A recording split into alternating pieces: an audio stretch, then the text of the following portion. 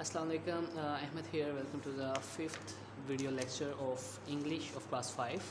Now today we will be attempting C2 on page number 20. The question says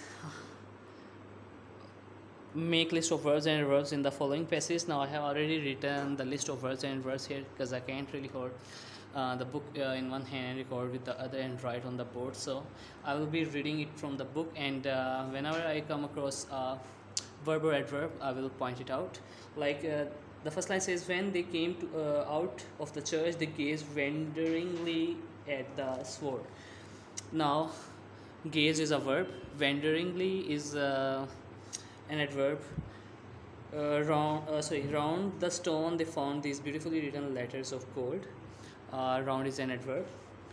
They found this beautifully written. Now written is a verb. Already written here. Found is also a verb written on my board. Who pulls out the sword from the stone will be the king of Britain. Pulls is a verb.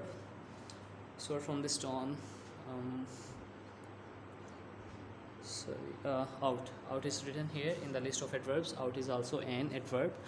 The next line is, all the men tried hard to pull out the sword, but no one could move it at all.